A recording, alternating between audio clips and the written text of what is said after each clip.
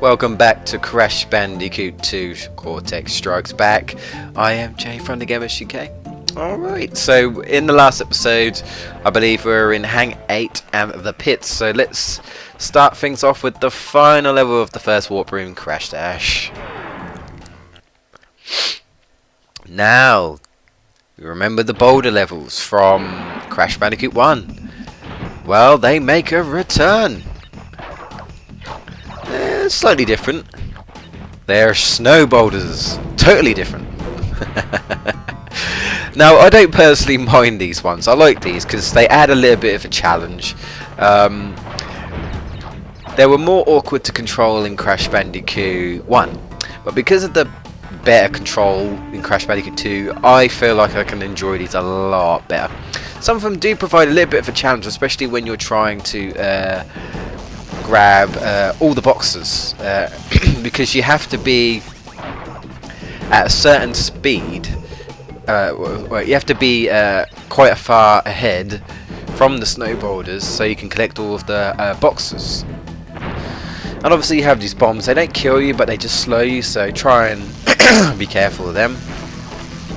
If you do want to pick up a bit of speed, one of the good ways is to use the slide spin. Ooh, keep going. Of course, you've got the nitros, so you want to avoid them.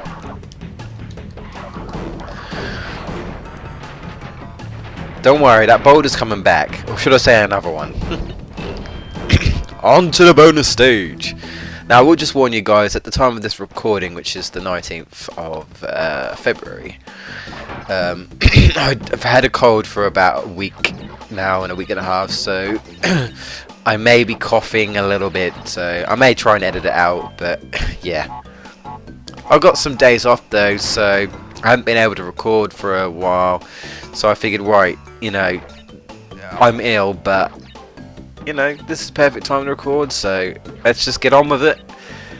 If I sound really bad, then I can always scrap it or redo it again, but I don't think it's too bad. Careful timing. Can't remember how many bounces. I think it's 8 or 10. 2, 3, 4, 5, 6, 7, 8. Yes, 8. 1, 2, 3, 4, 5, 6, 7, 8. Oh no, that was 9. I swear that time. And done. Well, at least you don't die if you fail in the bonus stage. You just have to do it again. That's the only thing. Got these dash pads. They also help you keep ahead of the the boulders. I think this might be the one of the ones actually where you have to be. That's my fault. You have to be ahead quite a bit just so you can collect the boxes. Otherwise, the boulder will crush you. And you'll soon find out why. For those of you who haven't played this game, of course. I assume most of you at this point, oh, I missed that pad, have played this game. So it isn't really an issue. That's me being a bit careless there. It's just for slide spin for the win. I'm going to be doing that a lot. I'll try not to, but it's a bad habit of mine. Alright. Sound like Aku Aku there, the mask. Or Papu Papu. He does not make a return though, I will say that in this game. No Papu Papu. Oh, okay. A little bit too far on the right there. Crash. I say I don't mind these though, even though I'm kind of sucking here. But honestly, let's say, I feel like I'm nerve-wracking, I guess is the word is, when I'm playing the boulder levels. Here we are, yeah. Here we are. Oh. They stick them behind barriers. I think that's kind of douchey. It can be done though. It's just, you know, you need to be ahead of your game. That's all I can say, you know. And sometimes the boulder does actually break the boxes for you, so that's nice. But trust me, they won't break the boxes for those barriers. So we have to be ahead of our game. Oops, so we can get the boxes basically. Okay, so I'm going to ignore that box on the right, because I know he'll get it. That's cool. Okay. I thought they went up it there, but okay. Even though I'm dying a lot, this should go better than my Crash Bandicoot. Well, I say that, but there we go. That's what I need to do more of.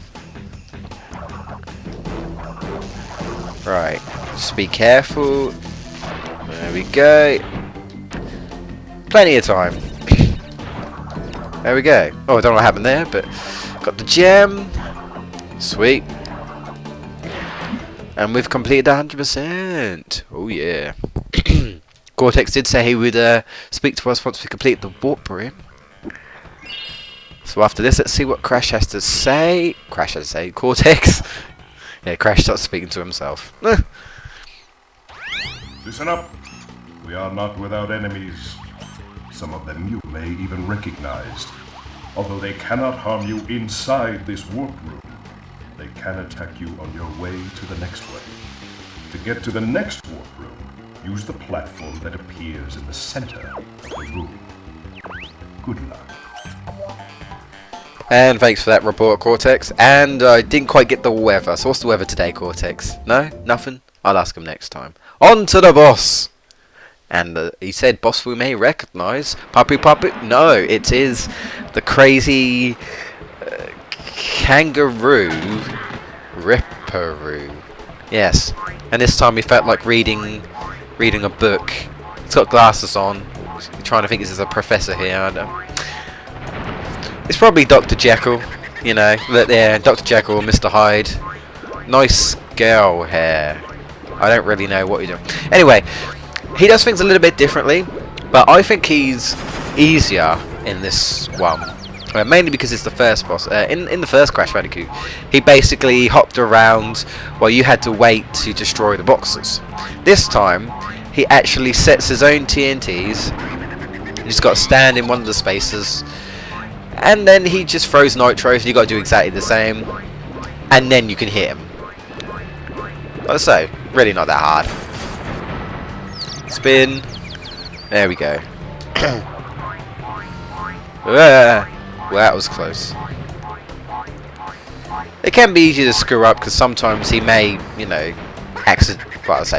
he may place a TNT right where you're standing or a nitro like that. So, yeah.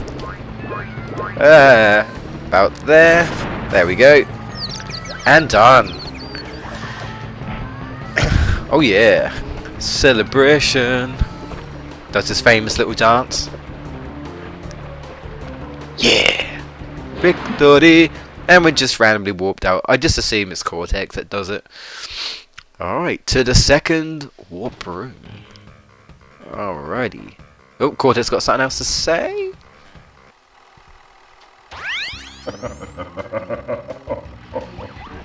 I see that Ripperoo failed to prove much of a challenge yet again. But back to business. There are crystals to be gathered, 20 to be exact. The planets will align shortly, all 13 of them, and this will create a power great enough to rip the Earth apart. Properly utilized, however, the crystals can absorb and contain the energy. Crash, is that you? I've been looking everywhere. I don't have much time to tell you this. You have to be careful. Trusting Cortex seems a little unwise. Crash, I can't keep the data pack open this second. Crash, you need to... Oh, it's you. You interrupted me before I got the weather forecast from Cortex. Thanks, sis. Anyway, so yeah, we're in Warp 2 now. Warp 2, Warp Room, Warp Drive. Star Trek? No. Okay. Warp Room 2. Oh, hey, Polar Bear. Nice to see you there. Let's abuse you. Let's abuse you. We'll do it in a minute. Anyway, we're in Warp Room 2. Cortex, you know, saying, you know, job well done. and got interrupted by Coco saying, you know, you shouldn't really trust Cortex, you know, and we need to find something. Okay, so yeah, for those of you who don't know this game, Brio says about collecting the gems. That's what Coco's trying to say. You need to collect the gems, not the crystals. But you know, most people will know you have to collect the crystals first anyway. So that's what we'll do. We'll collect as many gems as we can as we go, and like I say, I'll skip or, you know, backtrack or whatever to levels that I've got to get the gems for, and such. Anyway, I'm going to save it. What time are we at now? Why not? We'll do one level. It's only about 10 minutes, so put it on this one. Sweet. Yeah, if you didn't notice, this is basically like a ice themed. So you've got quite a few ice levels. Well, you've got three. You've got 3 ice levels. So yeah, got this polar bear. I will just say though, I would never do this in real life. I love animals. Never do this in real life. And that's why you do it. If you bounce on the polar bear 10 times, you get 10 lives. Surprisingly enough, you do not break its back. And you know what? We're going to start off with Barrett, because I love this level. Remember the hog levels? Well, now we get to ride the polar bear. Yeah, so... yeah. And, by the way, his name is actually Polar. Crash Team Racing. That's what they say, anyway. Well, I guess it makes sense. You know. Not Yogi? Yogi Bear? No? Oh, alright. Oh, no, Yogi Bear's not a polar bear, but, you know. Anyway, so yeah, so... these can be a little bit tricky collecting the boxes, but they... like there, they place them in a slightly awkward manner. Oh, crap. And I'll kill myself anytime I miss a box. You have to use some of the ice physics to go, but I would say again, smoother controls than the hog. You do have a boost button though. If you press circle, you get a little bit of a boost there. So that's cool.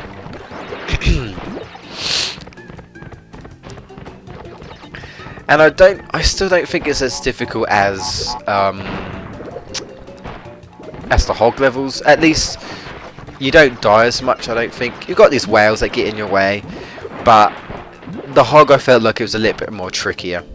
Obviously you can't not die as well, so you're always on edge. But this one, let's say, better control, and I think overall enjoyable, and a bit more faster paced. But yeah.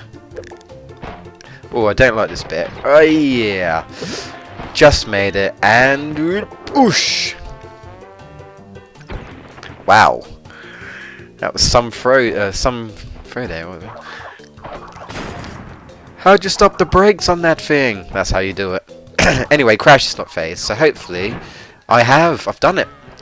Sweet, and that was it. They're not very long, no. Just like the hog levels. They're just like a nice distraction in a way, you know. I do like these ones.